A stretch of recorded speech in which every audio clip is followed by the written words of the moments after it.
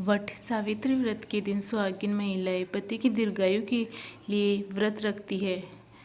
ऐसी मान्यता है कि इसी दिन सावित्री ने यमराज से अपने पति सत्यवान के प्राणों की रक्षा की थी। मद्र देश के राजा अश्वपति की कोई संतान नहीं थी। संतान पाने की ख्वाहिश में राजा ने कई वर्षों तक कठोर तपस्या की।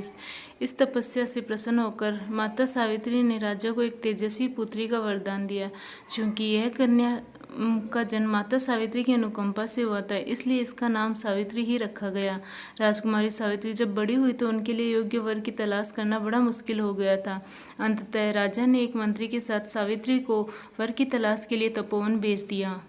सावित्री ने राजा द्युमत्सेन के पुत्र सत्यवान को वर के रूप में चुना। राजा द्युमत्सेन का राजपाट छीन चुका था और वह वन में रहने लगे थे। सावित्री जब सत्यवान को चुनकर वापस महल पहुंची तो नारद की भविष्यवाणी ने सभी को हैरान कर दिया। उन्होंने कहा कि सत्यवान शादी के 12 वर्ष बाद ही मर जाएगा। ये सुनकर राजा ने सावित्री से कोई दूसरा वर चुनने को कहा, लेकिन सावित्री ने इनकार कर दिया। आखिरकार सावित्री का सत्यवान से विवाह हो गया और वह अपने पति और सास ससुर के साथ वन में रहने चली गई।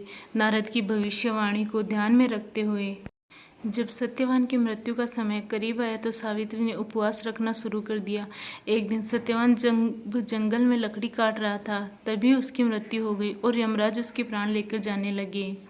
यमराज जब सत्यवान के प्राण लेकर जा रहे थे तब सावित्री भी उनके पीछे आ गई। यमराज के लाख समझाने पर भी सावित्री मुड़कर वापस नहीं गई।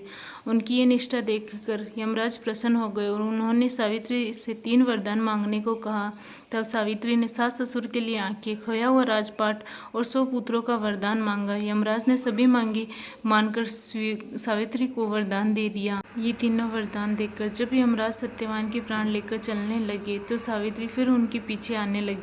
इस बार यमराज नाराज हो गए। तब सावित्री ने यमराज से कहा, आपने मुझे 100 पुत्रों का वरदान दिया है और मेरे पति के प्राण आप लेकर जा रहे हैं।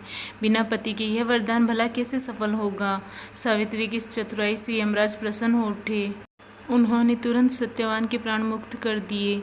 इसके बाद सावित्री सत्यवान को लेकर वट के नीचे चली गई और सत्यवान जीवित हो उठे। सावित्री जब पति को लेकर वापस लौटी तो उन्होंने देखा कि उनके सास ससुर की आंखें भी वापस आ चुकी है और उनका खोया हुआ राजपाट भी वापस मिल गया।